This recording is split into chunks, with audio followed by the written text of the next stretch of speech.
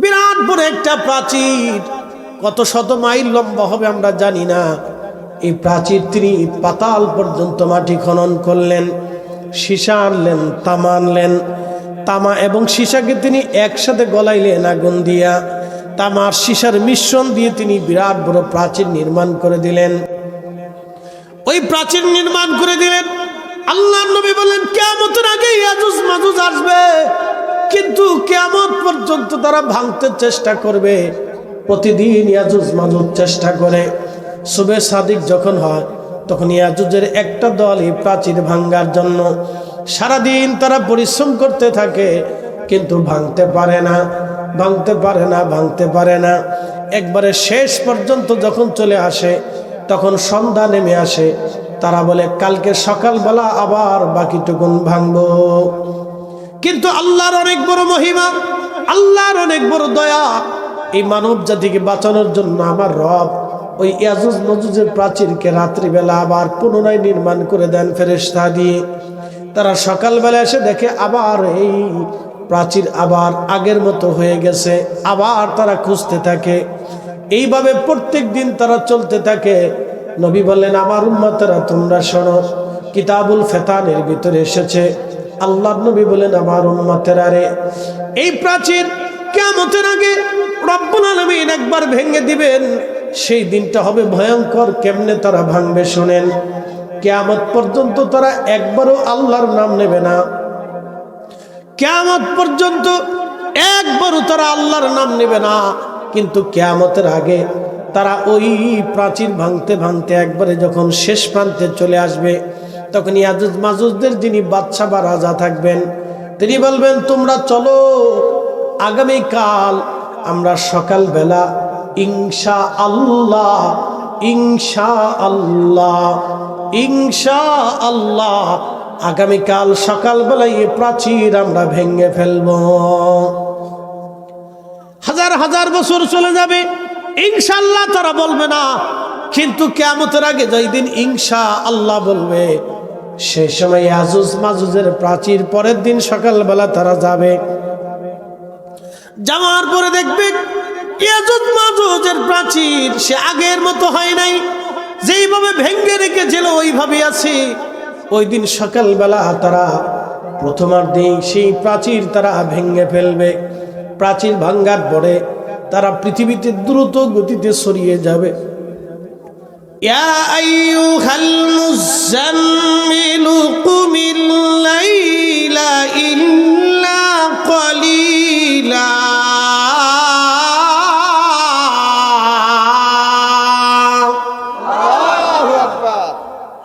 এই সময় ওয়াজের সময় না, এটা হচ্ছে ইবাদতের সময়।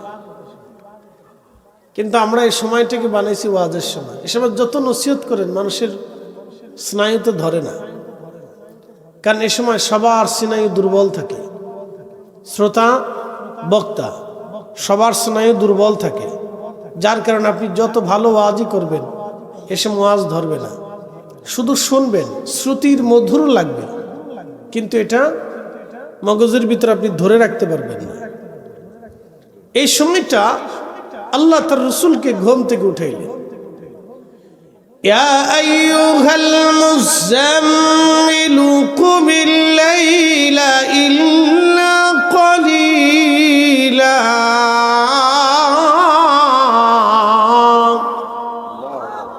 ও কম্বলওয়ালা নবী, নবীজির একটা কম্বল ছিল। এই কম্বলটা কালো ছিল। এক পাট বিছানায় বিছাইতেন, আর এক পাট গায়ের ভিতরে জড়িয়ে রাখতেন। বুঝেন, তিনি সৈয়দুল কাউনাইন ওয়াস সাকালাইন, তিনি দুজাহানের সরদার। একটা কম্বল বিছানায় দিতেন, গাঁর উপরে দিতেন। এই কম্বল মোড়া দিয়ে নবীজি শুয়ে আছেন। আল্লাহ ডাক দিলেন, ইয়া আইয়ুহাল মুযাম্মিল, ও কম্বলওয়ালা, কুমিল লাইলা ইল্লা কলিলা, আপনি রাতের একটা অংশ উঠে ইবাদতে বসেন। নিসফাহু আবিনকুস, অর্ধাংশ অথবা তার থেকে কম। এই সময় আল্লাহর নবী ঘুমাইতেন না, আরাকায়াত আল্লাহ ওয়াজ করলেন। ومن الليل فتهجد به نافلة لك عسى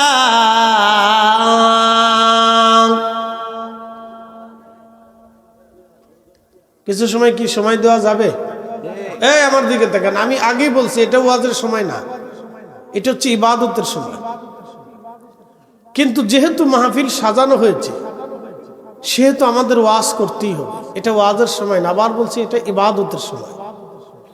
আল্লাহ এই সময় তাহাজ্জুদের সময়, এখন 2টা বাজে, শেষ রাত, তাহাজ্জুদের ওয়াক্ত চলে। রাতটাকে 3টা ভাগ করবেন, সূর্য ডোবা থেকে সুবে সাদিক পর্যন্ত 3 ভাগ, 2 ভাগ ফার্স্ট, 1 ভাগ শেষ। শেষের অংশটুকুনি হচ্ছে তাহাজ্জুদের সময়। وَمِنَ اللَّيْلِ فَتَهَجَّدْ بِهِ نَافِلَةً لَكَ عَسَىٰ أَن يَبْعَثَكَ رَبُّكَ مَقَامًا مَحْمُودًا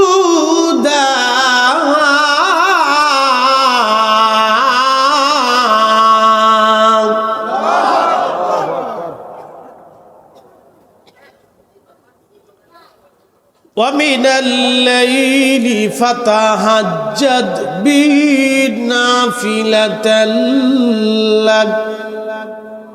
নবীজি, আমি আপনার জন্য তাহাজ্জুদকে অতিরিক্ত দিলাম, আপনি এটা আদায় করেন, আপনাকে একটা পুরস্কার দিব। আশা, অবশ্যই দিয়ে দিব। أَيَّبْعَثَكَ رَبُّكَ مَقَامًا مَحْمُودًا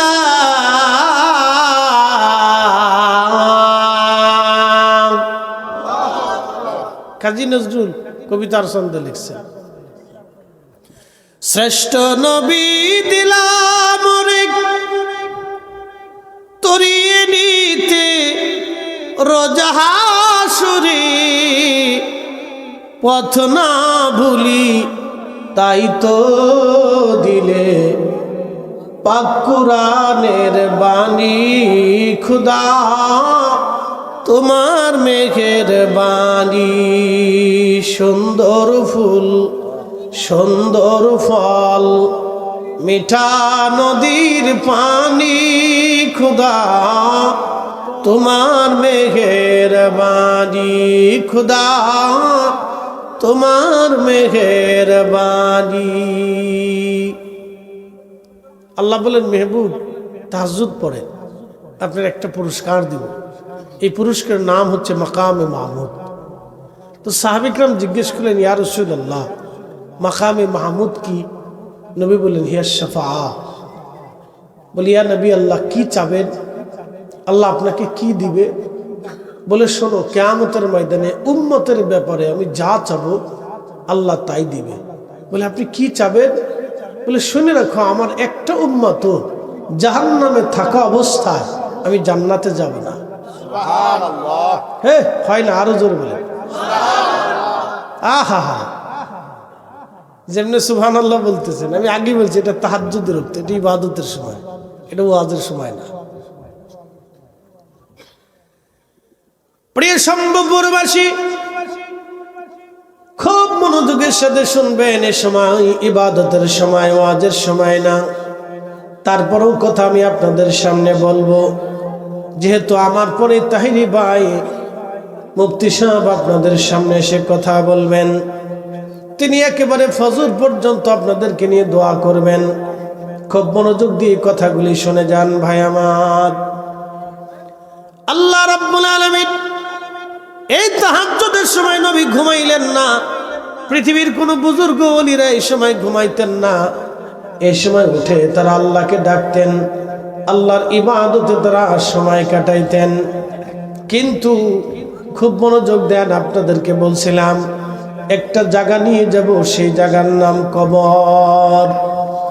একদিন মাটির ভিতরে হবে ঘরে, মন আমার কেন বান্ধ দালান ঘর। মন আমার কেন বান্ধ দালান ঘর। বন্ধু আমার মনোযোগ দেবেন, কঠিন ওই কবরে এই মুহূর্তে যদি আপনি মারা যান তাহলে আগামীকাল এই সময়টা আপনি কবরে থাকবেন। কবরের ইমিগ্রেশনে 3টা প্রশ্ন করা হবে, মার রাব্বুকা ওয়া মা দীনুকা মা কুনতা তাকুলু ফি হাক্কি হাযার রাজুল। 3টা প্রশ্নের জন্য আপনি প্রস্তুত আছেন কিনা, এটাই হলো এখন মূল বিষয়। 3টা প্রশ্ন আপনাকে করা হবে, এই 3টা প্রশ্নের জবাবে আপনি রেডি আছেন কিনা। কিন্তু মনে রাখবেন, কবর থেকে পালানোর মতো কোনো রাস্তা নাই। আল্লাহ বলেন আল্লাহাকুমুত তাকাসুর হাত্তা যুরতুমুল মাকাবির। দুনিয়ার প্রাচুর্যে, দুনিয়ার মোহে পড়ে মানুষ আমি আল্লাহ থেকে জুদা হয়ে যায়, আমি আল্লাহকে ভুলে যায়। কত সময় পর্যন্ত? হাত্তা যুরতুমুল মাকাবির, কবর পর্যন্ত সময়। কবর কবর পর্যন্ত সময়, কবর কবর পর্যন্ত সময়। সম্ভববাসী ভালো করে শুনে যাবেন, সাইয়েদুনা সুলাইমান আলাইহিস সালাতু ওয়াস সালাম তাম পৃথিবীর বাদশাহী আল্লাহ তাকে দিয়েছিলেন। মুসলমানদের ভিতরে 2 জনকে আল্লাহ তাম দুনিয়ার বাদশা বানাইলেন। একজনের নাম বাদশা জুলকারনাইন, আর একজনের নাম হযরত সুলাইমান আলাইহিস সালাম। বাদশা জুলকারনাইন রাহিমাহুল্লাহ, তিনি এত বড় বাদশা ছিলেন, সূর্য উদয় যেখান থেকে হয়েছে তিনি সেই পর্যন্ত সফর করেছেন। সূর্য যেখানে ডুবে গিয়েছে উনি সেইখান পর্যন্ত সফর করেছেন, শিমালে জুনুবে। আবার আপনাকে বোঝাই, আধুনিক বিজ্ঞান সূর্য যেখান থেকে উঠে পৃথিবীর একবারে শেষ প্রান্ত, আজ পর্যন্ত তারা সেখানে যেতে পারে নাই। সূর্য যেখানে ডুবে যায় পৃথিবীর একবারে শেষ প্রান্তে, আজ পর্যন্ত বর্তমান আধুনিক বিজ্ঞান সেখানে যেতে পারে নাই। কিন্তু আমার আল্লাহ একজন বাদশাকে এই জায়গা পাঠিয়েছিলেন। এ বাদশার নাম বাদশা জুলকারনাইন রাহমাতুল্লাহি আলাইহি। পৃথিবীর এত বড় বাদশা, পৃথিবীর এমন একজন বাদশা যার নাম কোরআনে আমার আল্লাহ ব্যক্ত করেছেন, তার প্রশংসাও আল্লাহ করেছেন। তিনি সেই বাদশা যিনি ইয়াজুজ মাজুজের প্রাচীর নির্মাণ করেছেন। ইয়াজুজ মাজুজের প্রাচীর নির্মাণ করেছেন বাদশা জুলকারনাইন। ইয়াজুজ মাজুজ কোন দিকে হবে? উত্তর দক্ষিণ মেরুতে, পৃথিবীর উত্তর দক্ষিণ মেরুতে ইয়াজুজ মাজুজের বাসস্থান হবে। তার অনুযায়ী বোঝা যায় বর্তমান জাপান এবং বর্তমান জাপানের কোণা থেকে রাশিয়ার একবারে কোণা পর্যন্ত প্রচণ্ড শীত প্রধান অঞ্চলগুলিতে, পাহাড় বেষ্টিত অঞ্চল যেখানে মানুষের কোনো বসবাস নাই, এই অঞ্চল হতে পারে। এই অঞ্চলে হযরতে বাদশা জুলকারনাইন সফর করতে করতে তিনি চলে গেলেন। তেনার একটা ঘোড়া আছে, বর্ণিত আছে ঘোড়াটা একটা দৌড়ে 25,000 মাইল পর্যন্ত দৌড়াইতে পারত। একবার জোরে বলা যাবে কি আল্লাহু আকবার। তার এমন একটা ঘোড়া আল্লাহ দিয়েছিলেন, এক দৌড়ে 25,000 মাইল দৌড়াইতো। কত হাজার মাইল?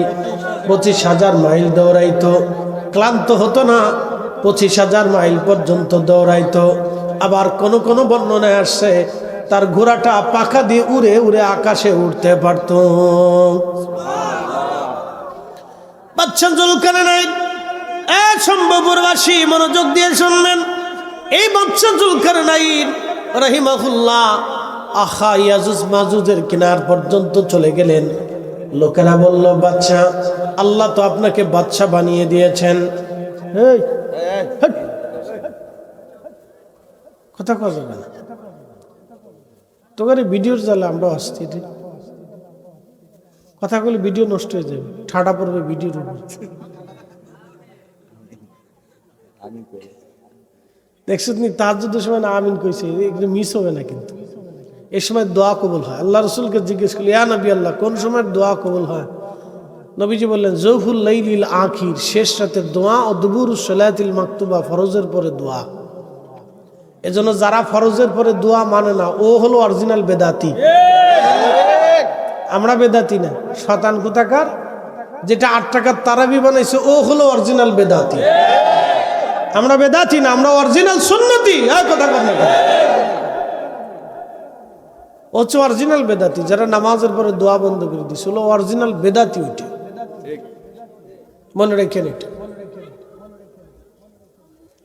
মুসল্লিরা, তোমাদের ওষুধ আসতেছে, চিন্তা করো না।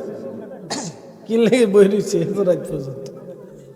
মাশাআল্লাহ, বেটাই একটা দুনিয়া এমন পাগল করছে রে ভাই। নিশিরাইতে কার বাঁশি বাজে, এমন বাঁশি বাজাইছে রে ভাই। রাত 2টা নাই, 3টে নাই, ফজর রক্ত নাই, বাঁশি বাজতেই থাকে। আপনি দেখবেন যে এই হ্যামিলনের বাঁশিওয়ালা আসার সাথে কোথার থেকে মৌমাছিগুলি যে কোথার থেকে আসবে আমি নিজেও কইতে পারি না। দেখবেন ফুরুত করে আইসে সব কোনাকাঞ্চিতে ভরে যাবে। এই জিন কোথার থেকে আসবে দেখবেন, কিছু কিছু জিনও আসবে। জিনেরা ওই কোনাকাঞ্চিতে দাঁড়ায় থাকবে যে হুজুর আইসে দিকে যাই। একসাথে কেন আল্লাহু আকবার। খুব মনোযোগ দিবেন।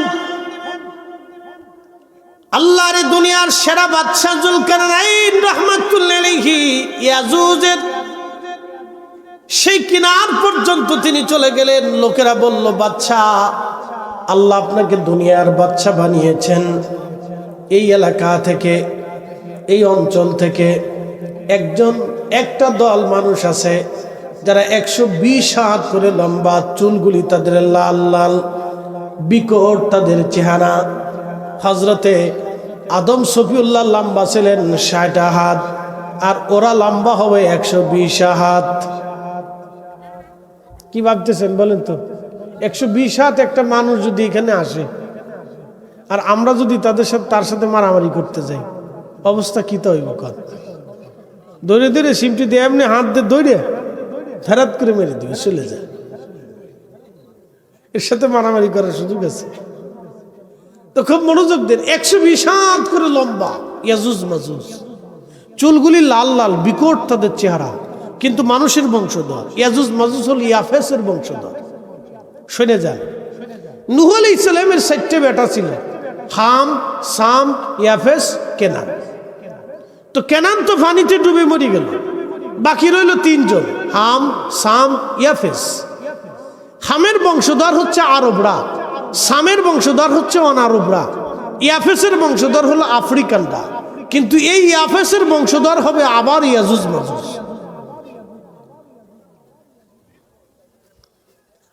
এই ইয়াফেসের বংশধর ইয়াজুজ মাজুজ 120 হাত করে লম্বা হবে তারা। প্রচন্ড দেহের অধিকারী, শক্তির অধিকারী। এই ইয়াজুজ মাজুজ মানুষের এলাকার ভিতরে এসে মানুষকে হত্যা করে, গরু, ছাগল, হাঁস, মুরগি, গবাদি পশু, খাবার দাবার তারা নিয়ে চলে যায়। মানুষেরা বলল, বাচ্চা, আল্লাহ আপনাকে পৃথিবীর বাচ্চা বানিয়েছেন, আপনি এই বিপদ থেকে আমরারে বাঁচান। খুব মনোযোগ দেন, খুব মনোযোগ দেন। যারা রাজা বাচ্চা হবে তাদের কাজ হলো সাধারণ মানুষকে নিরাপত্তা দেওয়া। যারা রাজা বাচ্চা হবে তাদের দায়িত্ব কি? as-sultanu zillullah fil ard। সুলতান যারা, রাজা বাচ্চা যারা, তারা হলো জমিনে আল্লাহর পক্ষ থেকে ছায়া। রাজা বাচ্চারা জমিনে ছায়া হবে কেমন? বট গাছের নিচে মানুষ যেমন ছায়া পায়, কুকুরও ছায়া পায়, বিড়ালও ছায়া পায়, পশু পাখিরাও ছায়া পায়। ওই রাজা বাচ্চা যারা হবে তারা হলো জমিনের ছায়া। তারা মানুষদেরকে নিরাপত্তা দিবে। তাদের কাছে অন্ধও যেমন, ধনীও তেমন, গরিবও তেমন, তাদের কাছে সবাই থাকবে সমান। রাজা বাচ্চারা ধনীদেরকে যেই চোখে দেখবে, গরিবকে সেই চোখে দেখবে। যারা রাজা হবে, বাচ্চা হবে, তারা অন্ধকে যেই চোখে দেখবে, চক্ষুওয়ালারও সেই চোখে দেখবে। নারীকে যেই চোখে দেখবে, পুরুষকে সেই চোখে দেখবে। ভিন্ন চোখে তারা দেখতে পারবে না। যেমন একজন বাবা সব সন্তানকে এক চোখে দেখে একজন মা, সে সব সন্তানদেরকে মহাব্বত করে। একজন রাজা যিনি হবেন তিনি সব প্রজাদেরকে ভালোবাসবেন এবং প্রজাদের সুযোগ সুবিধাগুলি তিনি দেখবেন, প্রজাদের অসুবিধাগুলি তিনি দূর করে দিবেন, প্রজাদেরকে নিরাপত্তা তিনি দিবেন। এটা হলো রাজার কাজ। রাজা ডাক দিয়ে বলতেছে, হ্যাঁ আমার লোকেরা, তোমরা ভয় পাও না, তাহলে আমি প্রাচীর নির্মাণ করে দিব। বিরাট বড় একটা প্রাচীর, কত শত মাইল লম্বা হবে আমরা জানি না। এই প্রাচীর তিনি পাতাল পর্যন্ত মাটি খনন করলেন, সীসা আনলেন, তামা আনলেন। তামা এবং সীসাকে তিনি একসাথে গলাইলেন আগুন দিয়া, তামার সীসার মিশ্রণ দিয়ে তিনি বিরাট বড় প্রাচীর নির্মাণ করে দিলেন। ওই প্রাচীর নির্মাণ করে দিলেন। আল্লাহর নবী বলেন, কিয়ামতের আগে ইয়াজুজ মাজুজ আসবে, কিন্তু কিয়ামত পর্যন্ত তারা ভাঙতে চেষ্টা করবে। প্রতিদিন ইয়াজুজ মাজুজ চেষ্টা করে। সুবে সাদিক যখন হয় তখন ইয়াজুজের একটা দল এই প্রাচীর ভাঙার জন্য সারাদিন তারা পরিশ্রম করতে থাকে, কিন্তু ভাঙতে পারে না, ভাঙতে পারে না, ভাঙতে পারে না। একবারে শেষ পর্যন্ত যখন চলে আসে, তখন সন্ধ্যা নেমে আসে। তারা বলে, কালকে সকালবেলা আবার বাকিটুকুন ভাঙবো। কিন্তু আল্লাহর অনেক বড় মহিমা, আল্লাহর অনেক বড় দয়া। এই মানব জাতিকে বাঁচানোর জন্য আমার রব ওই ইয়াজুজ মাজুজের প্রাচীরকে রাত্রিবেলা আবার পুনরায় নির্মাণ করে দেন ফেরেশতা দিয়ে। তারা সকালবেলা এসে দেখে আবার এই প্রাচীর আবার আগের মতো হয়ে গেছে। আবার তারা খুঁজতে থাকে। এইভাবে প্রত্যেক দিন তারা চলতে থাকে। নবী বললেন, আমার উম্মতেরা তোমরা শোনো, কিতাবুল ফেতানের ভিতরে এসেছে। আল্লাহর নবী বলেন, আমার উম্মতেরা রে, এই প্রাচীর কিয়ামতের আগে রব্বুল আলামিন একবার ভেঙে দিবেন। সেই দিনটা হবে ভয়ঙ্কর। কেমনে তারা ভাঙবে শুনেন। কিয়ামত পর্যন্ত তারা একবারও আল্লাহর নাম নেবে না। কিয়ামত পর্যন্ত একবারও তারা আল্লাহর নাম নেবে না। কিন্তু কিয়ামতের আগে তারা ওই প্রাচীর ভাঙতে ভাঙতে একবারে যখন শেষ প্রান্তে চলে আসবে, তখন ইয়াজুজ মাজুজদের যিনি বাদশা বা রাজা থাকবেন, তিনি বলবেন, তোমরা চলো, আগামীকাল আমরা সকালবেলা ইনশা আল্লাহ, ইনশা আল্লাহ, ইনশা আল্লাহ, আগামীকাল সকালবেলায় এই প্রাচীর আমরা ভেঙে ফেলবো। হাজার হাজার বছর চলে যাবে, ইনশাআল্লাহ তারা বলবে না। কিন্তু কিয়ামতের আগে যেই দিন ইনশা আল্লাহ বলবে, সেই সময় ইয়াজুজ মাজুজের প্রাচীর পরের দিন সকালবেলা তারা যাবে। যাওয়ার পরে দেখবে ইয়াজুজ মাজুজের প্রাচীর সে আগের মতো হয় নাই। যেইভাবে ভেঙে রেখেছিল ওইভাবে আছে। ওই দিন সকালবেলা তারা প্রথমার্ধে সেই প্রাচীর তারা ভেঙে ফেলবে। প্রাচীর ভাঙ্গার পরে তারা পৃথিবীতে দ্রুত গতিতে ছড়িয়ে যাবে। এত পরিমাণে ছড়িয়ে যাবে, সারা পৃথিবীতে ইয়াজুজ মাজুজের বংশধর সয়লাব হয়ে যাবে। ভূমধ্য সাগর থেকে শুরু করে লোহিত সাগর, আরব সাগর, কৃষ্ণ সাগর, ভারত মহাসাগর এবং আটলান্টিক মহাসাগর থেকে শুরু করে যত নদী নালা খাল বিল আছে, পুকুর ডুবা আছে, সব পানিগুলি তারা খেয়ে খেয়ে শেষ করে ফেলবে। এত পরিমাণে তারা দুনিয়াতে ছড়িয়ে যাবে। সেই সময় জিহাদ ফরজ বন্ধ হয়ে যাবে। ওই সময় আর জিহাদ ফরজ থাকবে না। জিহাদের ফরজের আইন ওই সময় রহিত হয়ে যাবে। কারণ ইয়াজুজ মাজুজের সাথে জিহাদ করার মতো শক্তি দুনিয়ার কোনো মুসলমানের থাকবে না। ওই সময় হযরত ঈসা রুহুল্লাহ আলাইহিস সালাতু ওয়াস সালামের জমানা। ওই সময় ঈসা রুহুল্লাহর জমানা। ঈসা রুহুল্লাহ আলাইহিস সালাতু ওয়াস সালামকে লোকেরা যা বলবো, ঈসা আপনি রুহুল্লাহ ছিলেন, কিন্তু এই নবীর উম্মত হয়ে দুনিয়াতে আসছেন, আপনি বিপদ থেকে বাঁচার জন্য আল্লাহর কাছে দোয়া করে দেন। তখন ইয়াজুজ মাজুজের জন্য ঈসা রুহুল্লাহ দোয়া করবে, আল্লাহ আপনি মেহেরবানি করে এই বিপদ থেকে আপনি আমরারে বাঁচায় দেন। ঠিক আপনাদের প্রত্যেকের ঘাড়ের উপরে, প্রত্যেকের ঘাড়ের উপরে এখানে দেখবেন একটা হার আছে। এই হারের এইখানে দেখবেন এই হার আছে, একটা উঁচু হার আছে ঘাড়ের এইখানে। এই হার বরাবর ইয়াজুজ মাজুজের পোকা হবে, ক্যান্সার হবে। এক রাতে পোকা লাগবে এবং এক রাতে পোকার যন্ত্রণায় প্রত্যেকটি ইয়াজুজ মাজুজ মারা যাবে। কিন্তু আর একটা বিপত্তি ঘটলো, মারা যাওয়ার পরে তাদের দাফন করার মতো আর কেউ থাকবে না। কোটি কোটি শত শত কোটি কোটি ইয়াজুজ মাজুজের লাশ তামাম পৃথিবী ছড়িয়ে ছিটিয়ে আছে। গন্ধ বের হয়ে আসবে, দুর্গন্ধে মানুষের কষ্ট হবে। আবার লোকেরা দৌড়াই যাবে, আল্লাহর নবী ঈসা আপনি দোয়া করে দেন এই বিপদ থেকে যেন আল্লাহ বাঁচায় দেয়। ঈসারুল্লাহ হাত বাড়াবেন, আপনি বিপদ থেকে আপনি বাঁচায় দেন। সেই সময় আল্লাহর আকাশ থেকে বৃষ্টি শুরু হয়ে যাবে, সারা পৃথিবীতে বৃষ্টি হবে। পৃথিবীর এমন কোনো ইঞ্চি মাটি নাই যে ইঞ্চি মাটির মধ্যে বৃষ্টিপাত না হবে। বৃষ্টির কারণে তামাম পৃথিবী সয়লাব হয়ে যাবে। একাধারে 7 দিন অনর্গল পর্যন্ত বৃষ্টি হবে, একটা সেকেন্ডের জন্য বৃষ্টি বন্ধ হবে না। সেই বৃষ্টির কারণে বন্যা হয়ে যাবে। পানির তাড়নায় ইয়াজুজ মাজুজের লাশগুলি ভাসায় ভাসায় আমার আল্লাহ সাগরে নিক্ষেপ করে দিবে।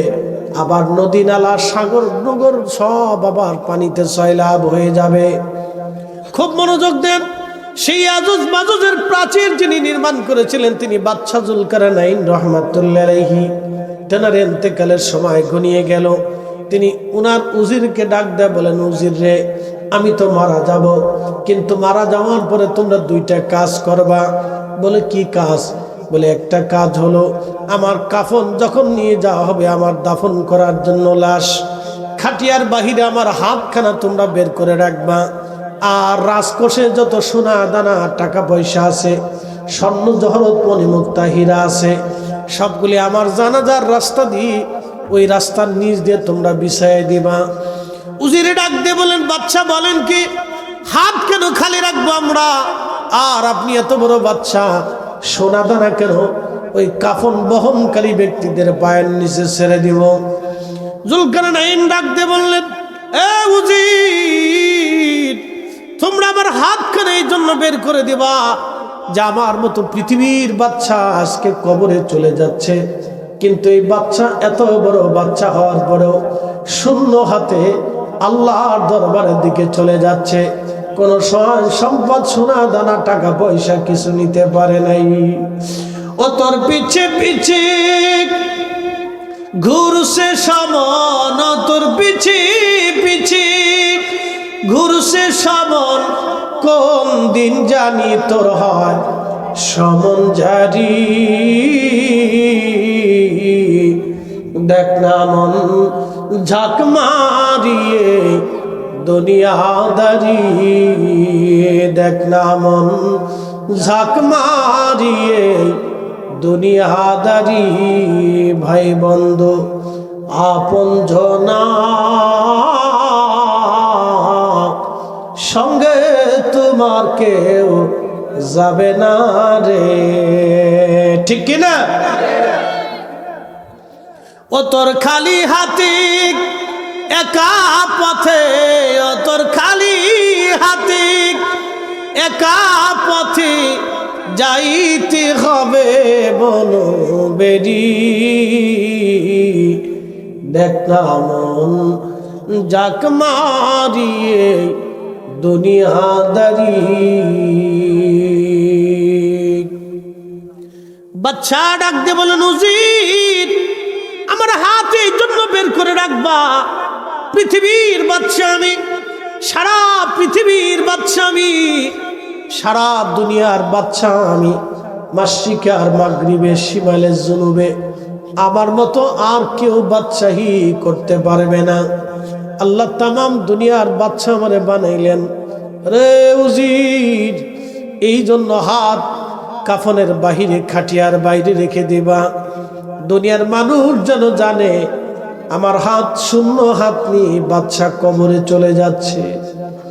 সোনা সোনা দানা এই জন্যই তোমরা পায়ের নিচে বিছিয়ে দিবা, দুনিয়ার মানুষ যেন জানে এই সোনা দানা আমারে বাঁচাইতে পারে নাই।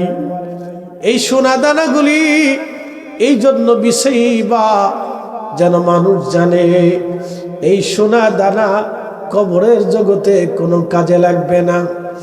তাম পৃথিবী শাসন করে আমি যত সোনা দানা জোগাড় করছি, যত অর্থবিত্ত সম্পদের মালিক হয়েছি, এই সম্পদ সোনা দানা মণিমুক্ত জহরত হীরার টুকরা আজ আমার বিফল। এই জন্য তোমরা পায়ের নিচে ছিটাই দিবা উচিত।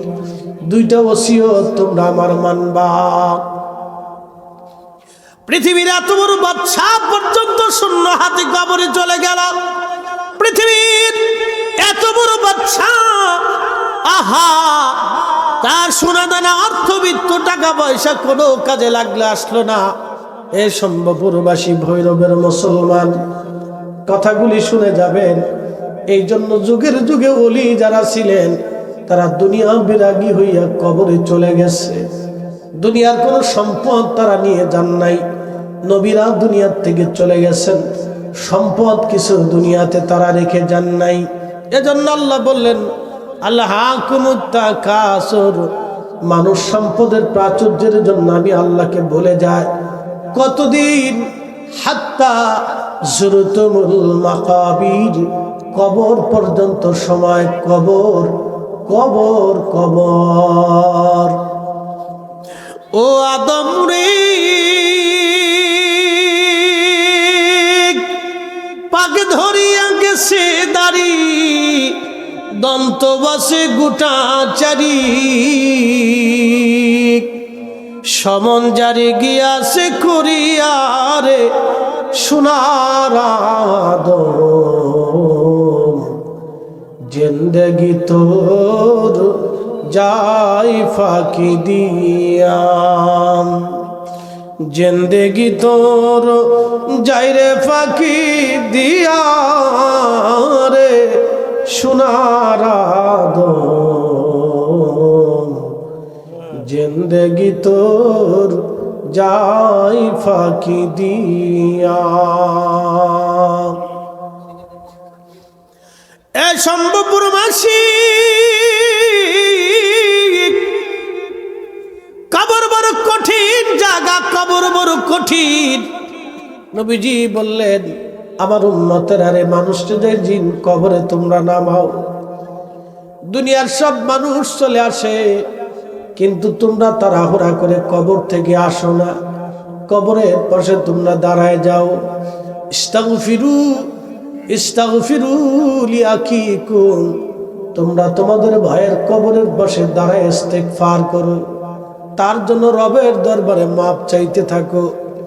কত মানুষ মারা যায়, আজ পর্যন্ত কোনোদিন কোনো ছেলেরে দেখি নাই কোনো ছেলে বলেছে আমার বাবার ঋণ মওকুফ করে কবরে দেন, ঋণ মাফ না করা পর্যন্ত আমি কবরে দেব না। আমার মায়ের ঋণ মাফ করান, তারপরে কবরে দিব। মার ঋণ মাফ না করা পর্যন্ত কবরে পাঠাবো না।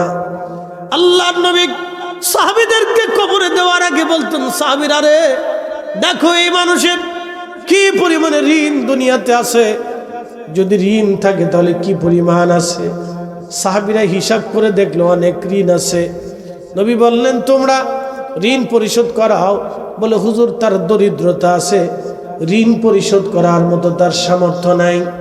আল্লাহর নবী ধনী ধনী সাহাবীদেরকে ডেকে ডেকে বলতেন, সাহাবীরা রে, আমার উম্মতের তোমাদের ভাইয়ের ঋণ তোমরা কিছু কিছু দিয়ে পরিশোধ করা তারে কবরে পাঠাও, ঋণ দিয়ে কবরে পাঠায়ও না। আমাদের দেশে অনেক ছেলেরা বাবার কবরে পাঠানোর আগে তার ঋণ পরিশোধ করায় না। অনেক স্ত্রী কাঁদে, আব্দুল্লাহর বাবা তুমি কবরে চলে গেলা, আব্দুল্লাহর বাবারে কবরে চলে গেলা, তুমি না থাকার কারণে আমার উপায় কি?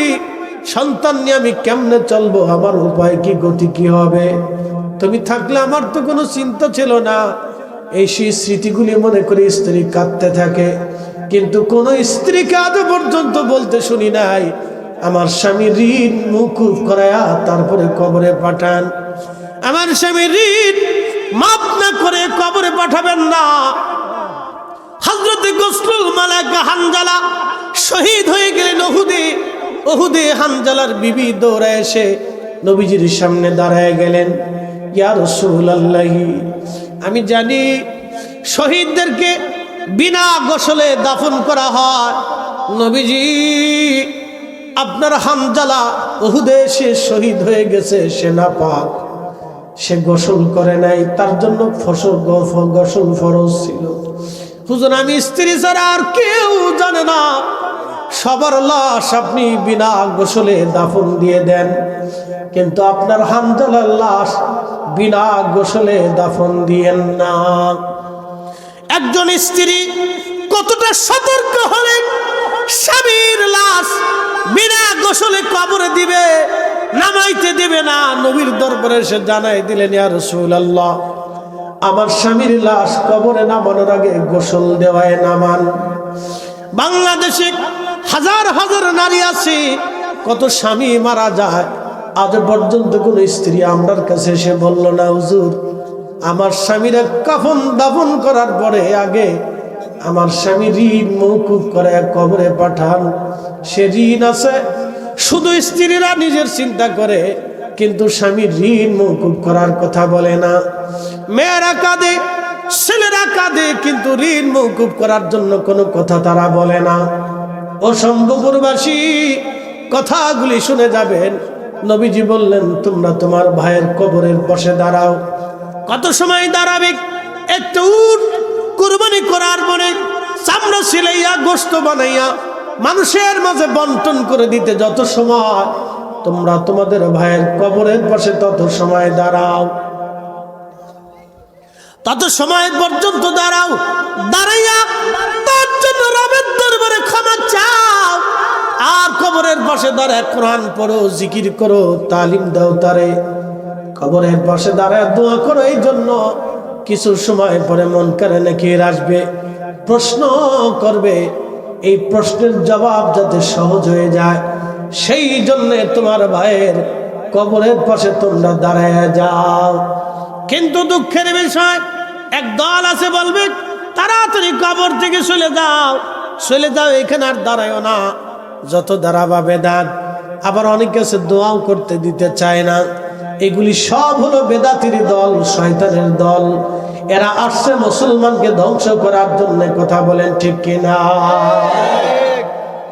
এ শম্ভুপুরবাসী, খুব মনোযোগের সাথে কথাগুলি শুনবেন। বাবা মার, বন্ধু আমার, যেহেতু কবরের বিষয় দিয়েছেন আমাকে, ওই কবরে রেখে সব মানুষ চলে আসলো আপনার কবরের পাশে, আর কেউ নাই। সবার শেষে যিনি কবর থেকে আসবে, উনি চলে আসার 40 কদম দূরে চলে আসার সাথে সাথে মুনকার নাকির কবরে হাজির হয়ে যাবে প্রশ্ন করার জন্য। শম্ভুপুরবাসী, বাঁচার কোনো রাস্তা নাই। সেই দিন আপনার দুনিয়ার অর্থবিত্ত দিয়ে, ক্ষমতা দিয়ে আপনি প্রশ্নের জবাব দিতে পারবেন না।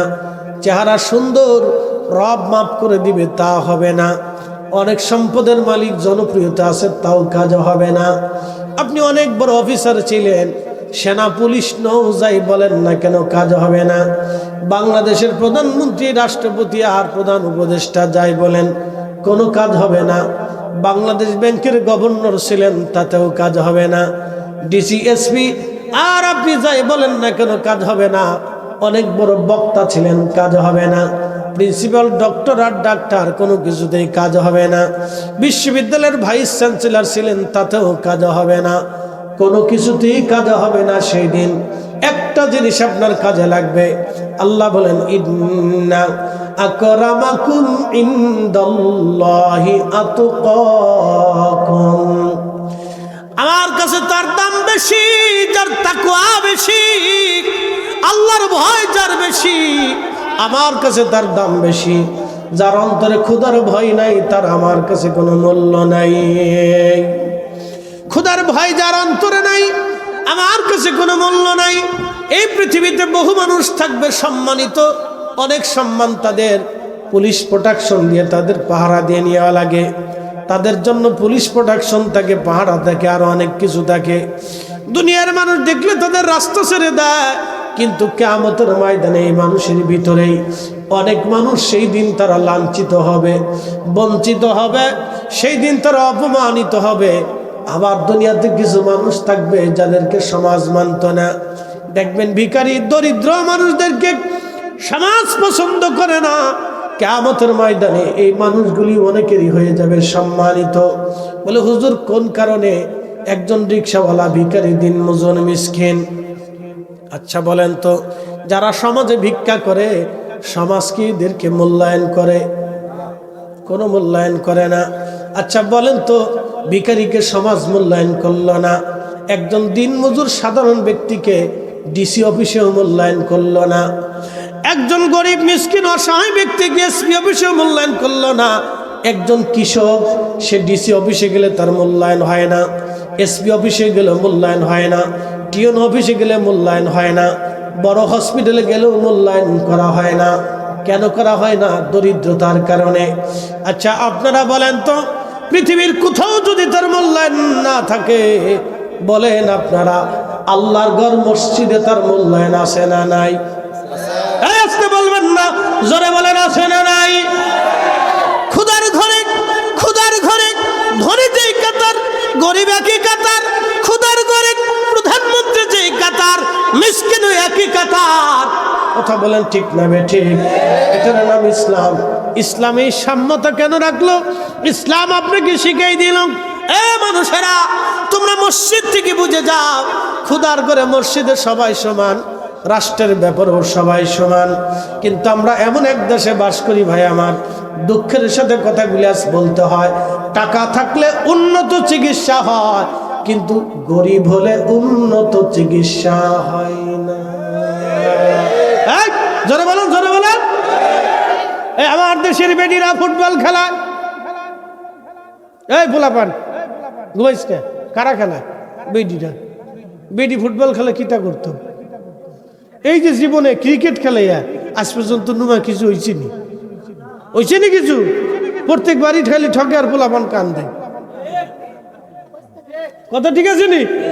এদের পিছনে রাষ্ট্র শত শত হাজার হাজার কোটি টাকা নষ্ট করে। এই বেটা, এই হাজার হাজার কোটি টাকা এদের পিছনে নষ্ট না করিয়া তোমরা এদেশে আলিশান বড় করিয়া 500 কোটি টাকা খরচ করিয়া, 1000 কোটি টাকা খরচ করিয়া, 2000 কোটি টাকা খরচ করিয়া তোমরা বাংলাদেশের একটা সেরা হসপিটাল তৈরি করো, পৃথিবীর নামি দামি মেশিন আর ইঞ্জিনিয়ার, বড় বড় ডাক্তার আমাদের দেশে আনো, আমাদের দেশের 18 কোটি মানুষের চিকিৎসা নিশ্চিত করো। কি কথা কর না কেন?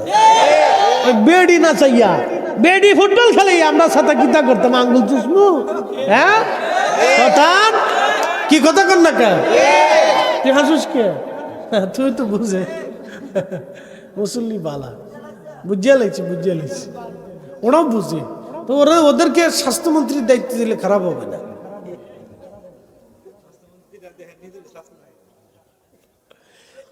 খুব মনোযোগ দিবেন, ভালো করে শুনে যাবেন। এদের পিছনে অর্থগুলি কোটি কোটি টাকা খরচ করে, কিন্তু আজও পর্যন্ত কোনো কাজ হলো না, কোনো নাম হলো না। যদি তাই হয় তাহলে এদের পিছনে কেন অর্থ ব্যয় করা হয়? আমার দেশের গরিব যারা চিকিৎসা নাই, কথা কয় জোরে বলে, জোরে আছে চিকিৎসা আছে, টাকা নাই চিকিৎসা নাই, তাহলে টাকা যে নাই চিকিৎসা কেন হবে না? টাকা যার নাই সে কেন মামলা চালাইতে পারবে না? কেন তার বিচার হবে না? আমাদের দেশে বিচার হয় মুখ দেখা। আস্তে কোন কেন জোরে বলেন? মুখ দেখে, চেহারা দেখে, এই তো দেখে আমাদের দেশে বিচার হয়। যদি তা না হতো তাহলে তো আমাদের দেশের গরিব দরিদ্ররা অবশ্যই বিচার পেয়ে যাইত। এদেশে হাজার হাজার গরিব মানুষ আজ পর্যন্ত বিচার পায় না। বন্ধু খুব মনোযোগ দিয়ে কথা শুনবেন। বলে কেন পায় না? কিসের জন্য পায় না? কেন পাবে না? বলে দারিদ্রতা, গরিব, গরিবের পক্ষে কেউ দাঁড়াইতে চায় না, গরিবের পাশে কেউ দাঁড়াইতে চায় না। আমাদের দেশের মানুষের অভ্যাস হলো, যার মাথায় তেল আছে তার মাথায় তেল দেবে, কিন্তু যার মাথায় তেল নাই তার মাথায় তেল দেবে না। এটাই হলো বেইনসাফ।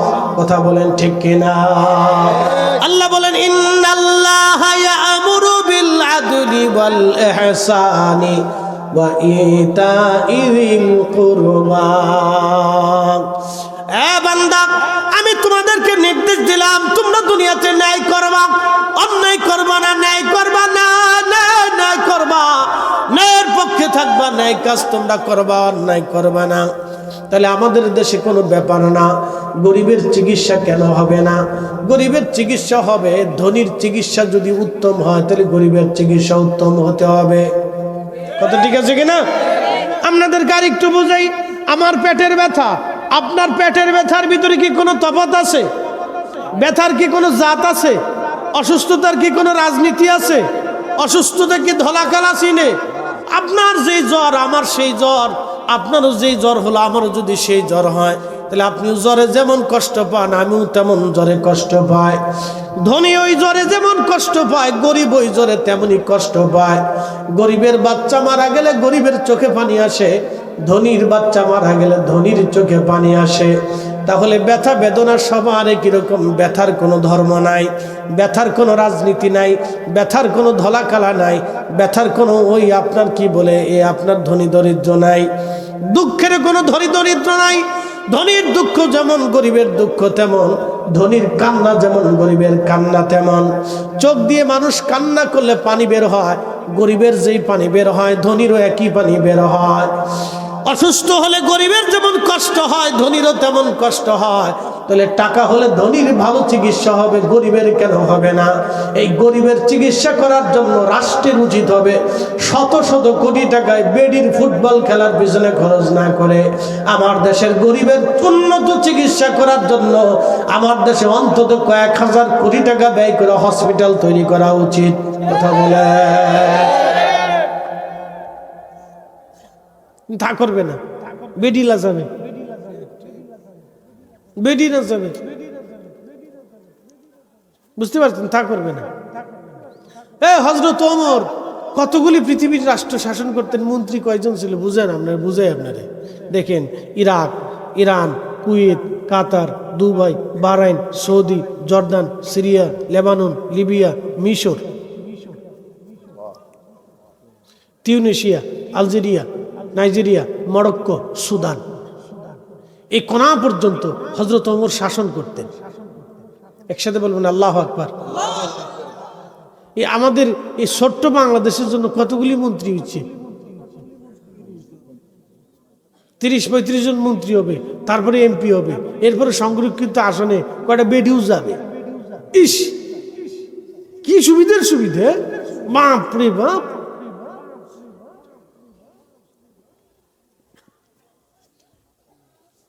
কত সুবিধা! আরো অনেক কিছু আছে। ঘুরে ফিরে যে লাভ হয় কতই, আমরা কোনো সুখ নেই। বিদেশিরা সারা জীবন যে বিদেশে পরিশ্রম করে হাজার হাজার কোটি কোটি টাকা, শোনেন ভালো করে শুনে যান, আমাদের দেশের চালিকা শক্তি কারা জানেন? যারা বিদেশে কাজ করে ওরা। আপনি ঠিক বললো ঠিক, না ঠিক বললো ঠিক। 3 মাস ওরা যদি আমাদের দেশে টাকা রেমিটেন্স দেওয়া বন্ধ করে দেয়, এ দেশের ভিক্ষার থালি হাতে নিতে হবে। আমাদের দেশের চালিকা শক্তি ওরা, আমাদের দেশের চালিকা শক্তি প্রত্যেকটা জনগণ।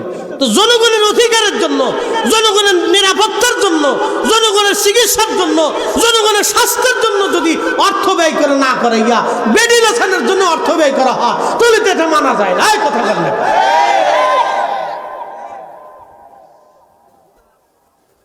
আমরা একটা বেড়া কিছু কথা বলার জন্য যাইতে চাইছিল, কিন্তু টাকার কাছে হেরে গেছে। ওইব ইনশাল্লাহ, অসুবিধা নেই, কেবল সুরসুরি দিছে। ওইব সামনে মানুষ ভোট দিব। আবার কিছু লোক আছে টাকা পয়সা লিয়ে ভোট দেয়, বুঝছেন না? এরা হলো সুবিধাবাদ পার্টি আর কি। এদের কপালে কোনোদিনও দুঃখ ছাড়া সুখ নেই, দুঃখ ছাড়া সুখ নেই। আপনার এলাকার যিনি ভালো মানুষ তার দিকে ভোট দিতে হবে। কথা ঠিক আছে কিনা? যে লোক খাস করবে, মানুষের উন্নয়ন করবে, নিরাপত্তা দিবে, চোর ডাকাত যেটি আছে, সন্ত্রাস চোর ডাকাত, এটির সবকটা ধরবে, ধরিয়াই নেয়। বাটাম চালান দেওয়ার কথা বলতেছি না, চোর ডাকাত যে কটা আছে ধরিয়াই নেয়, এটির বিদেশে পাঠাবে। তোরা যা বিদেশে যা কাজ করে খা। কথা খারাপ কইছি? ওখানে মারার দরকার নেই, ওরা লোক ভালো না। যারা চুরি ডাকাতি করে লোক খারাপ না, কিন্তু কাজ বাজ না পাই তো চুরি ডাকাতি করে। ওরা স্বভাবে চুরি করে, অভাবে ডাকাতি করে। একটা রাস্তার ভিতরে চলে গেছে, অনেকে আছে চুরি ডাকাতির ভিতরে নাম লেখাইছে, কিন্তু আর বেরোইতে পারে না, কারণ বেরোইলে উস্তাদে ফাড়াম করে মেরে দিবে। বুঝতে পারছেন নি? এই জন্য আর বেরোইতে পারে না। তোদেরকে মারা যাবে না, ওরা কোনো না কোনো কারণে বিপদে পড়ে চুরি ডাকাতি করেছে, চুরি ডাকাত হয়ে গেছে, ওদেরকে ধরে নিয়ে আসে, ধরেই না বাছাই করিয়া ওদেরকে বিদেশে পাঠানোর একটা ব্যবস্থা করেন, চলে যাক বিদেশে, কাজ বাজ করে দেখবেন এমনি 5 বছর পরে সোজায় চলে আসছে, আরে বাইরে জীবনে ভুল করছি, সৌদি আরবে পাঠাইতে হবে। তো ওদের জন্য একটা কাজ আছে, সুন্দর কাজ, সৌদি আরবে নিয়ে উটের রাখাল বানাই দিতে হবে, যাও, কাজ খুব ভালো। বছর 5 করার পরে এরপরে আইসে করছে বাপরে বাপ জীবনে কাজ করছি, ওদের মানা যাবে না, ওদেরকে হত্যা করা যাবে না, জেলে দিয়ে জেলখানার ভিতরে ঢুকেই দিয়ে ওদেরকে আটকায় রেখে লাভ নেই, ওদেরকে কাজের জন্য বিদেশে পাঠাই দেয়, ওখানে যে চুরি ডাকাতি করতে পারবে না, মারতে হবে না। তোদের সিস্টেম কত আছে, অনেক সিস্টেম আছে, কিন্তু সবকিছুর মূল হচ্ছে আমাদের দেশের দুর্নীতি। দুর্নীতি যদি কবর হয়ে যায়,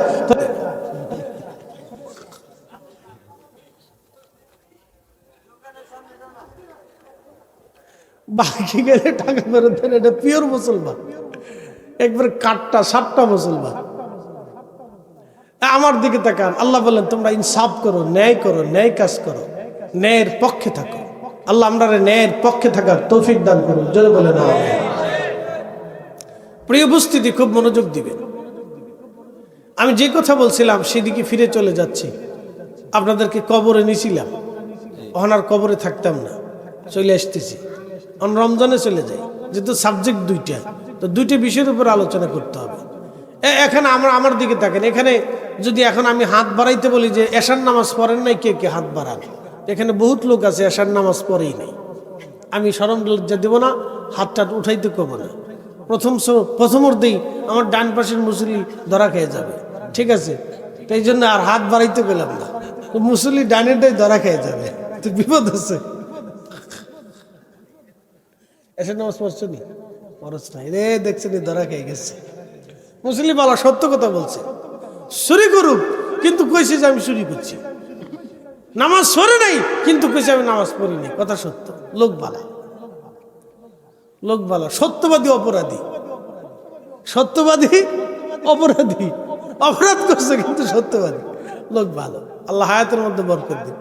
কিন্তু শুনেন, এখন আপনাদেরকে একটা সুযোগ দিয়ে দিই, নামাজ যে চলে গেছে, মাগরিব যে ছাড়ছেন, এখন আর কানলে তো আর মাগরিব পাবেন না, পাবেন? জোহর যে পড়েন নাই, কানলে কার জোহর পাবেন? আগে যে এরকম 10 বছর নামাজ ছেড়ে দিয়েছেন, এখন আর কানলে কিন্তু ওই অক্ত পাবেন না। কিন্তু সুযোগ একটা আছে, মাহে রমজানে। বলে হুজুর কি সুযোগ? বলে দিয়ে যাই। আল্লাহ রাসূল বলেন, আমার উম্মতেরা মাহে রমজানে কেউ যদি 1 রাকাত নফল নামাজ পড়ে, তাহলে অন্য মাসের 1 রাকাত ফরজ নামাজ পড়লে যেই নেকি হবে, মাহে রমজানে 1 রাকাত নফল নামাজ পড়লে সেই পরিমাণে নেকি হবে। একসাথে বলেন না মারহাবা। এই রমজানে বেশি বেশি করে আপনি নফল ইবাদত করেন। আল্লাহর নবী বলেন, উম্মাত আস-সাওমু লি ওয়া আনা আজজি বিহি। আল্লাহ বলেছেন রমজান আমার জন্য, আর এই রমজান আমার জন্য, আর এই মাহে রমজান আমার জন্য, প্রতিদান আমি আল্লাহ নিজে দিব। মাহে রমজানে কেউ যদি একটা নফল ইবাদত করে, অন্য মাসের একটা ফরজের সমতুল্য নেকি হবে। কেউ যদি একটা ফরজ ইবাদত করে, অন্য মাসের 70টা ফরজ ইবাদতের সমান নেকি হয়ে যাবে। একসাথে জোরে বলেন মারহাবা। কারো বয়স যদি 60 বছর হয়, মনোযোগ দেন, কারো বয়স 60 বছর, 60 বছর ধরে সে রোজা রাখে না, 60 বছরের ভিতরে 10 বছর বাদ দিলাম, 50 বছর ধরে সে রোজা রাখে, 50 বছর ধরে রোজা রাখে। কিন্তু আগের জমানার মানুষ হায়াত পাইতো 500 বছর। কত বছর? 500 বছরই তারা রোজা রাখতো। একসাথে বলবেন আল্লাহু আকবার। না হয় না, আরো জোরে। এই জন্য তাদের ডায়াবেটিস ছিল না, প্রেশার ছিল না, হার্টের সমস্যা ছিল না, কিডনি সমস্যা ছিল না, লিভারের সমস্যা ছিল না, রক্তে সমস্যা ছিল না, শরীরে কোনো রোগ ছিল না, কোনো অসুস্থতা তাদের ছিল না। 500 বছর ধরে তারা বাঁচলে 500 বছর নামাজ পড়তো, 500 বছর তারা রোজা রাখতো, 500 বছরে আল্লাহর জিকিরে ইবাদতে জিহাদের ময়দানে তারা কাটাইতো। একসাথে বলেন মারহাবা। 500 বছর ধরে আল্লাহর ইবাদতে কাটাইতো। আল্লাহর নবী বলেন আমার উম্মতের হায়াত হবে কম, কিন্তু আমার উম্মতের একটা বেনিফিট আছে। বলে বেনিফিটটা কি? আপনাদেরকে বুঝাই দিয়ে যায়। 50 বছর কেউ যদি রোজা রাখে তাহলে 1500 রোজা সে সারা জীবনে রাখতে পারছে। 1500 রোজার উপরে সে রাখতে পারে না। কিন্তু আপনাদেরকে বলে দিয়ে যায়, এই মাহে রমজানে আপনি যদি 1500 মানুষকে ইফতার করান, তাহলে তার রোজা হোক বা না হোক আপনার 1500 রোজার নেকি আমলনামায় লিখে দেওয়া হবে। মারহাবা বলেন। কত নেকি? 1500 রোজার নেকি আপনার আমলনামায় হবে যদি আপনি মাহে রমজানে 1500 মানুষ ইফতার করান। যদি 10,000 মানুষ ইফতার করান তাহলে 10,000 রোজার সওয়াব হবে। যদি 50,000 মানুষ ইফতার করান তাহলে 50,000 রোজার সওয়াব হবে। এটা অন্য উম্মতরে আল্লাহ এটা দেন নাই, এই উম্মতরে আল্লাহ দিয়েছেন। অন্য উম্মতরে আল্লাহ এই মর্যাদা দেন নাই, আল্লাহ শুধু এই উম্মতরে এই মর্যাদা দিয়েছে। এই জন্য আল্লাহর নবী বলতেন আমার উম্মত উম্মতে মারহুমা। এই উম্মতের মর্যাদা দেখে মুসা কালিমুল্লাহ, ঈসা রুহুল্লাহ, আদম শফিউল্লাহ, ইব্রাহিম খলিলুল্লাহ, ইসমাইল জবহুল্লাহ, সুলাইমান আলাইহিস সালাম, দাউদ আলাইহিস সালাম, হযরতে ইয়াকুব, ইউসুফ, ঈসা আলাইহিমুস সালাতু ওয়াস সালাম, সব নবীরা আল্লাহর কাছে বলেছিল আল্লাহ আমরা আখিরি নবীর উম্মত বানায় দেন। আল্লাহ একজনের দোয়া কবুল করেছেন, শুধু ঈসা রুহুল্লাহর দোয়া আল্লাহ কবুল করলেন। ওই ঈসা তোমার আখিরি নবীর উম্মত বানায় দিলাম। খুব মনোযোগ দেন, এই উম্মতের মর্যাদা দেখে আল্লাহ ঈসা রুহুল্লাহকে এই উম্মত বানিয়ে দিলেন। ঈসা রুহুল্লাহ বারবার বলতেন আল্লাহ আমার আখিরি নবীর উম্মত বানায় দেন। মনোযোগ দিবেন সম্ভবপুরবাসী, এই উম্মত উম্মতে মারহুমা, উম্মতের হায়াত হবে কম, নেকি হবে কম, কিন্তু বেনিফিট অনেক বেশি। বলে বেনিফিট কেমন বেশি? মাহে রমজান থেকে আপনি বুঝে যান। আল্লাহ নবী বলেন উম্মত তোমরা ইফতার করাও। সাহাবী বলেন ইয়া রাসূলুল্লাহি ইফতার করানোর মতো কোনো সামর্থ্য আমাদের অনেকের নাই, তাহলে হুজুর আমরা কি করে ইফতার করাবো? নবীজি বলেন এক পেয়ালা দুধ দিয়ে তোমরা ইফতার করাও।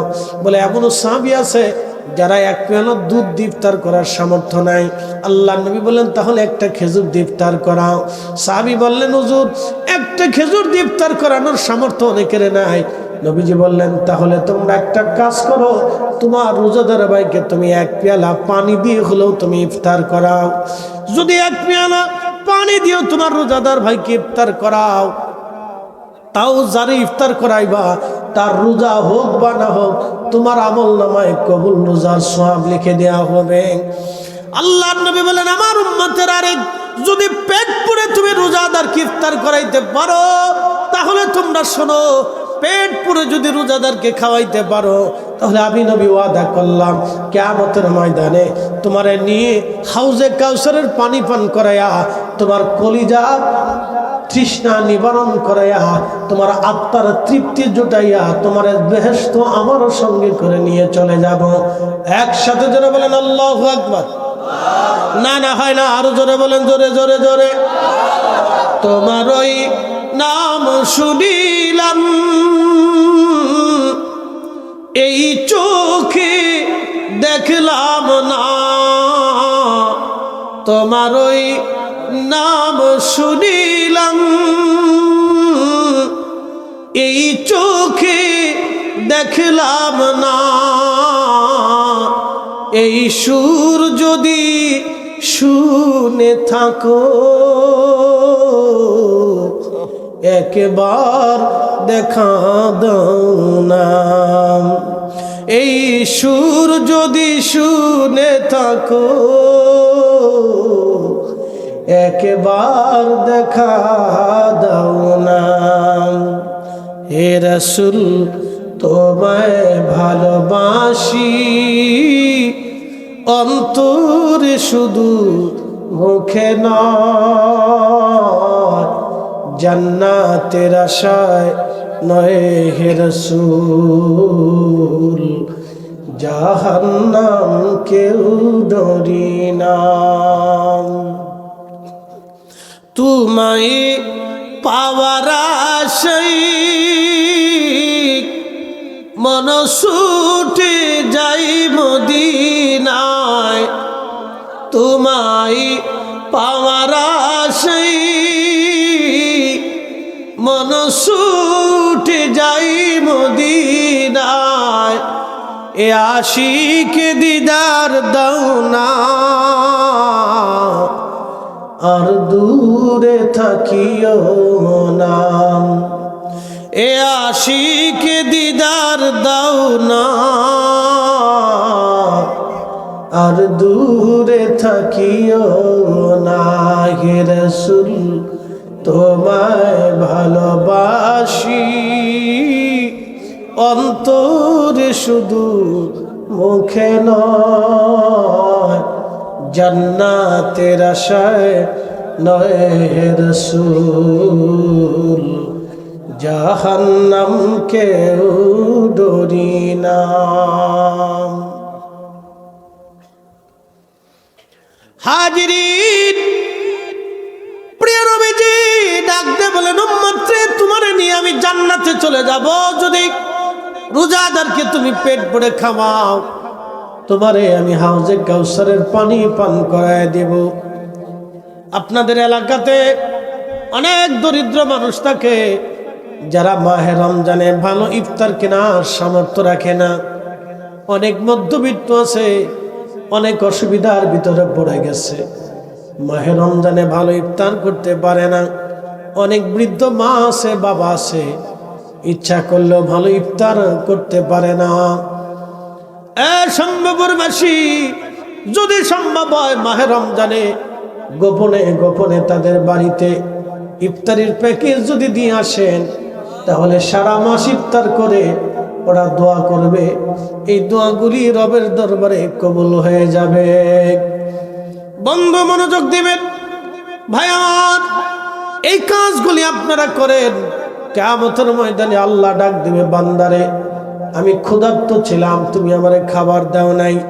সহিহ মুসলিমে এসেছে, বান্দা বলবে, রব্বি বলো কি, তুমি না নিজেই কোরআনে বলেছো, ওয়া তারযুকু মান তাশাউ বিগাইরি হিসাব, তুমি নাকি অগণিত রিজিক তুমি যাকে খুশি তাকে অপরিমিত রিজিক তুমি দান করো। আল্লাহ, তোমার নাম তো রাজ্জাক, রিজিক দেনেওয়ালা রব্বুল আলামিন, তুমি আবার ক্ষুধার্ত কখন ছিলা?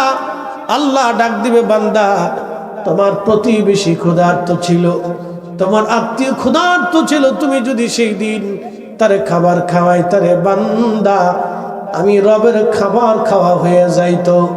ধরে বলেন আল্লাহু আকবার। আল্লাহর খাবার খাওয়া হয়ে যাইতো যদি দুনিয়াতে তুমি মানুষে খাওয়াইতা, ক্ষুধার্তরে খাওয়াইতা, আল্লাহর খাবার খাওয়া হয়ে যাইতো। এই জন্য মাহে রমজান আসলে এই কাজগুলি করবেন। আমি যে বললেন, কিয়ামতের ময়দানে আল্লাহ ডাক দিবে, বান্দা আমি তৃষ্ণার্ত ছিলাম, তুমি আমারে পানি দাও নাই। বান্দা বলবে, রব বলো কি, তুমি তো পানির স্রষ্টা আল্লাহ, তুমি আবার কখন তৃষ্ণার্ত ছিলা? আল্লাহ ডাক দেবে, তোমার প্রতিবেশী তৃষ্ণায় কাতর ছিল। তৃষ্ণার কথা আরবে কেন বলা হলো? কারণ আরবে পানির বড় সংকট। এখনো যদি আপনি যান, তেলের দাম যেমন পানির দাম তেমন, তেলের দাম যেমন পানির দাম একই রকম, এত পরিমাণ বন্ধু আমার পানির সংকট ওই দেশে। কত কুয়া এখন পর্যন্ত শুকিয়ে গেছে।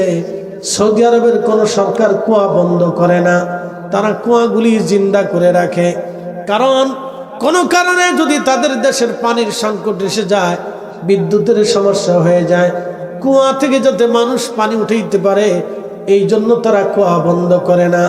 কিন্তু বাংলাদেশে আপনি যদি দেখেন, আমাদের দেশের যদি সারা বাংলাদেশে কারেন্ট না থাকে, তাহলে শহরে রাজধানীতে বিভিন্ন জায়গায় দেখবেন পানি সাপ্লাই দেওয়া বড় কঠিন হয়ে যাবে। কি কথা ঠিক আছে না? যদি 7 দিন বাংলাদেশে কারেন্ট না থাকে, তাহলে বাংলাদেশের বহু ঘরে পানি নেই। পানির দেশ, কিন্তু পানি থাকবে। দেশ পানি। সৌদি আরবে ওরা কোনো কুয়া বন্ধ করেন, ওটা চালু রেখে জিন্দা রেখে দেয়। খুব মনোযোগ দেন। তো আরবে তো পানির সংকট ছিল, এই জন্য আল্লাহ বললেন আমি তৃষ্ণার্ত ছিলাম, তুমি পানি দাও। বান্দা বলবে আল্লাহ বলেন কি, আপনি নিজেই তো রাজ্জাক। বলে তোমার প্রতিবেশী পানিতে কষ্ট করছিল, তুমি যদি তার পানি দিতা তাহলে আমি রবের পানি পান করানো হয়ে যাইত। আহা, মানুষ বুঝে না।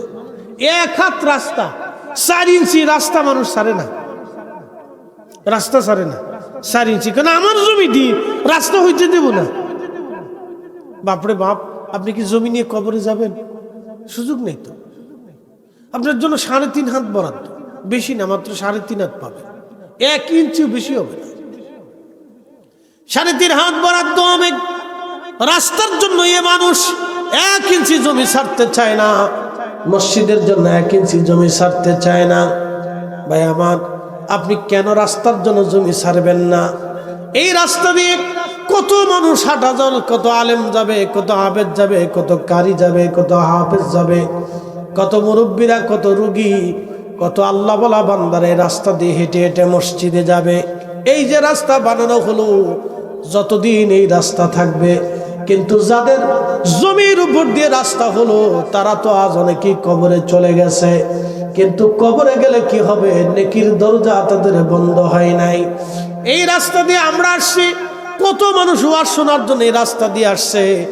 যত মানুষ ওয়াজ শোনার জন্য আসছে, মাহফিলের যত নেকি হয়েছে, সব নেকিগুলি যারা রাস্তা বানানোর জন্য জমি দিয়েছিলেন তাদের সবার আমল নামায় নেকিগুলি চলতে থাকবে। 100 বছর যদি রাস্তা থাকে তাহলে 100 বছর নেকি চলবে। রাস্তা যদি 500 বছর থাকে তাহলে 500 বছর ধরে নেকি চলমান থাকবে। এই জন্য কেউ যদি রাস্তা চায়, রাস্তা তারে দিয়ে দেন, রাস্তা ঠেকাবেন না। কোন মানুষের রাস্তা ঠেকাবেন না, প্রতিবেশী রাস্তা ঠেকাবেন না। আল্লাহ ডাক দিবে, বান্দা আমি অসুস্থ ছিলাম, তুমি আমার সেবা করো নাই। বান্দা বলবে রব তুমি তো নিজে শাফি, তুমি তো নিজেই শেফা করনেওয়ালা। আল্লাহ তুমি তো ওষুধ সৃষ্টি করনেওয়ালা। রব্বি তুমি আবার কখন অসুস্থ ছিলা? আল্লাহ ডাক দিবে, বান্দারে তোমার প্রতিবেশী, তোমার এলাকাবাসী অসুস্থ ছিল, তুমি যদি সেই দিন তার চিকিৎসা করাইতা তাহলে আমি রব্বুল আলামিনের চিকিৎসা করানো হয়ে যাইত, আমার সেবা করা হয়ে যাইত। একটা জবান বন্ধ রাখবেন না, একসাথে চিৎকার করে বলেন আল্লাহু আকবার। আমি নবী না মানিলাম, কি যে ভুল করিলাম, নবী না মানিলাম, কি যে ভুল করিলাম, ভস্মে ঢালিলাম ঘি। মানুষ হইয়া ভবেতে আসিয়া মানুষের করিলাম কি।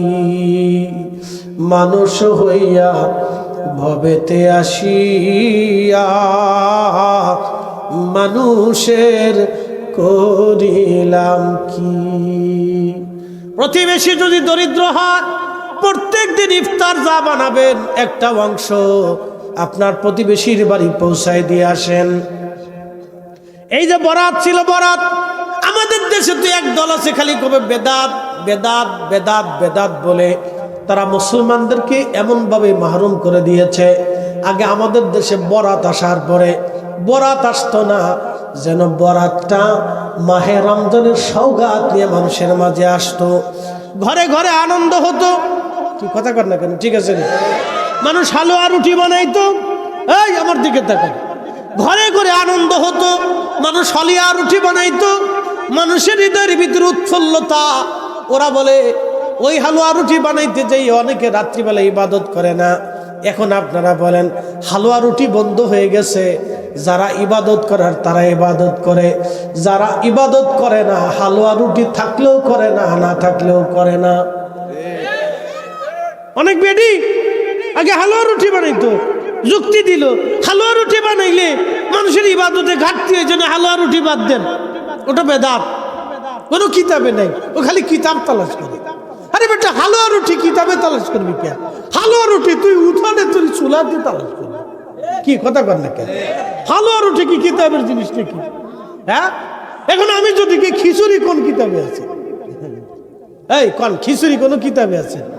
বিরিয়ানি কোন কিতাবে আছে? আসেনি তো, নাই তো। বিরিয়ানি, খিচুড়ি, জিলাপি কোন কিতাবে নাই। তুই তো খাইস কে? আস্তে কর গেছে বলে ওই সময় খাইস কে? আবার অনেকে না করলেও চলে। আচ্ছা, ওরে দাওয়াত দিবেন, এই বুজুর্গের দাওয়াত দিয়ে কোন বুজুর্গ ভাই আপনি আসেন, না করলেও চলে। আজকে আপনার বুঝেছি, সুন্দর করে দাওয়াত দিয়ে বাড়িতে আইনে বিছনাপাতি পাইতে গরম ভাত দিয়ে সামনে দিয়ে কদ্দুর পিঁয়াজ আর কদ্দুর কাঁচামরিচ আর কদ্দুর লবণ দিয়ে সালাম দিয়ে চলে আসবেন, আপনি খান। তো কি ব্যাপার, আপনি আমার দাওয়াত দিলেন, খালি কাঁচামরিচ আর পেঁয়াজ আর লবণ দিয়ে চলে গেলেন? বললো যে হুজুর ওই তরকারি না হলেও চলে। তরকারি না হলেও চলে, লবণ দিয়ে হলেও চলে, তরকারি না হলেও চলে। তো তরকারি না হলেও চলে, খান এটা বিসমিল্লাহ সহকারে খাই ফেলা, ভোগি ঝুঁকি দিয়ে। এই যে না করলেও চলে, না করলেও চলে চলে করিয়া এই উম্মতরে ধ্বংস করে দিছে। কথা ঠিক আছে কিনা? এখন অনেক পোলাপান সুন্নত পড়ে না। কথা ঠিক আছে নি? এই নফলরে বাদ দিয়ে আর নওয়াফিল এটারে বাদ দিয়ে এই উম্মতের সুন্নত শেষ হয়ে গেছে। আপনি আরবে চলে যান, যারা আরবে থাকছেন একটু আতুচা করেন তো, কারা আরবে চাকরি করছেন, কারা আরব, পুরো আরব বেল্ট। খালি সৌদি আরব বলতেছি না, হাত বাড়ান। ও দূর, আমি তো চাকরি করিনি। সুদা ফরজ পড়ে না, সুন্নত পড়েনি ঠিক মতো, ওদের কাছে দোয়া করে নাই। আমার মনে হয় 24 বছরও দোয়া করে না, 24 বছরও দোয়া করেন। আচ্ছা আপনি বলেন তো, এই সার নির্যাস শূন্য ইবাদত দিয়ে কি হবে? যে ইবাদতে সুন্নত নাই, যে ইবাদতে নফল নাই, যে ইবাদতে দোয়া নাই, যে ইবাদতে রূহ নাই, তো ওটা দিয়ে হবে কি? এটা হয় না দেখেই তো আজকে ফিলিস্তিন শেষ হয়ে গেছে। এই কি কথা কর না? যদি ইবাদতের রূহ থাকতো তাহলে আল্লাহর কসম করে বলি কোন আরব ঘরের ভিতর থাকতো না, সব আরব রাস্তায় নামায় দাঁড়ায় বলতো আমার ফিলিস্তিনি ভাইকে মুক্ত করতেই হবে। কথা বলেন ঠিক না বেঠিক? আমরা বাঙালিরা রাস্তায় বেরোইছি না? এই কথা কর না কেন? বেরোই না আমরা? হয়নি? কথা কর না, হয়নি? আমরা কেন বের হই জানেন? আমাদের ইবাদতের রূহ আছে, আমরা ইবাদতের রূহ আছে। এই আর নাফিল অতিরিক্ত বেদাত বেদাত কইয়া বইলা এই উম্মতরে শেষ করে ফেলছে। লাইলাতুল বারাত আসলে বাড়ি বাড়ি রুটি হতো। আচ্ছা বলেন তো, রুটি বানাই কি শুধু নিজেরা খাইতো? প্রতিবেশীরে দিত, অমুকের বাড়ি দিত, তমুকের বাড়ি, সারা গ্রামে ছড়াইতো, তুমি খাও তুমি খাও। আচ্ছা বলেন, এতে কি মোহাম্মত বাড়তো না কমতো? বাড়তো না। তারপরে মসজিদে দিত, মসজিদে রুটির স্তূপ হতো। আচ্ছা আপনারা বলেন, এই রুটি কি শুধু মানুষই খাইতো? কুকুরে খাইতো না? বিড়ালে খাইতো না? পশু পাখিদের বরাত হতো না? তাহলে এরা ফতোয়া দিয়ে পশু পাখিদের বরাত নষ্ট করছে। কিয়ামতের ময়দানে আল্লাহর কাছে যেন দাঁড়ায়, হ্যাঁ দাঁড়াইতে হবে। শিরিক, ওটা বাটাম চালেন দিয়ে শিরিক সোজা করে দিবেন। হ্যাঁ শিরিক। আবার ওই যে কুকুরের রিজিক নষ্ট করছে, বিড়ালেরটা করছে, পশু পাখিরটা করছে, প্রতিবেশীরটা করছে, গরিবেরটা করছে, মিসকিনেরটা করছে, কিয়ামতের ময়দানে দাঁড়াইতে হবে। আর ওয়াইতাল্লাযী ইউকাযযিবু বিদ্দীন ফাযালিকাল্লাযী ইয়াদুউল ইয়াতীম ওয়ালা ইয়াহুদ্দু আলা তুআমিল মিসকিন। তারাই তো আখিরাতকে অস্বীকার করে, যারা গরিব আর মিসকিনকে খাদ্য দানে অনুৎসাহিত করে, যারা গরিব আর মিসকিনকে খাদ্য দানে অনুৎসাহিত করে। আর ওয়াইতাল্লাযী ইউকাযযিবু বিদ্দীন ফাযালিকাল, এই আয়াত যদি বুঝে তো কাজই হয়েছিল। ফাযালিকাল্লাযী ইয়াদুউল ইয়াতীম, ব্যাপক অর্থ, ওয়ালা ইয়াহুদ্দু আলা তুআমিল মিসকিন, যারা মিসকিন দরিদ্র অসহায়দেরকে খাদ্য দানে খাবার খাওয়াইতে অনুৎসাহিত করে। হাবিব আপনি দেখেন, তারা আখিরাতকে অস্বীকার করে, কিয়ামতের বিচার দিনকে তারা অস্বীকার করে। ও কিয়ামতের দিন দাঁড়ায় যেন বাটান চালান দিয়ে দিবে, ওর 14 পুরুষের বাটান চালান সেদিন হবে। ফতোয়া, বেদাতের ফতোয়া, বাটাম চালান দিয়ে বেদাতের ফতোয়া দিয়ে পিঠের সামনে উঠাইয়া হাতে ধরেই দিয়ে তারপর বলবো এবার যা, তুই আমার বান্দা রিজিক নষ্ট করছিলি, এবার যা। বেটা মানুষে খাওয়াবে। আমি মালয়েশিয়ার দিকে গেছি, মালাক্কা চাইনিজদের মসজিদ দেখার জন্য। তো চাইনিজদের মসজিদ তো ওদের বাড়িঘরও চিঙ্কু পিঙ্কু, মসজিদও চিঙ্কু পিঙ্কু, ওদের ভাষাও চিঙ্কু পিঙ্কু, কিন্তু লোক ভালা। ওদের কাছে কোনো 2 নম্বরই সিটারি বাটপারি নেই। সিটারি বাটপারি করলে ওরে একবারে বাটাম চালান দিবি, চলে যা, তুই বাংলাদেশে চলে যায়, দেশে থাকবি না। আর ওরা কাজ করে, বুড়া মানুষের কাজ করে, জোয়ানও কাজ করে। আমাদের দেশের মহিলারা ঠিক মতো কাজ করে না। স্বামী যদি বিদেশ থাকে তাহলে তো এই মহিলা বেগম নূর জাহান হয়ে যায়, আর কোনো কাজ নেই। নবাব সিরাজউদ্দৌলার বউ বেডিরা এইবার সেচ্ছে আমার উপরে, যে হুজুর আসলো কেরে, আমরা সুখের ঘরে আগুন লাগাই দিল হুজুরে। ওদিন আরামে ঘুমাচ্ছিলাম, হুজুর আমরা আরাম শেষ করে দিচ্ছি। স্বামী বিদেশ গেলে গা বুঝে কি তা খুশি, আরে আরামের চাকরি, আর কোনো চাকরি নেই। স্বামী রান্না বান্না করা লাগে না, খেদমত করা লাগে না, কিচ্ছু নাই, শুধু মোবাইল চিপে খেলে।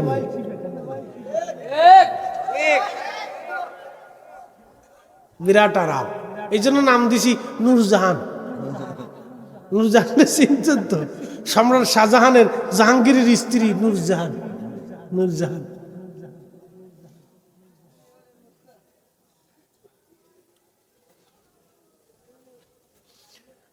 শোনা যাবে হাজিরিন, কি বললে যে আপনি বুঝবেন আমি জানি না। ভাই আমার খুব মনোযোগ দিয়ে শুনে যান। ওয়ালা ইয়াহুদ্দু আলা তাআমিল মিসকিন,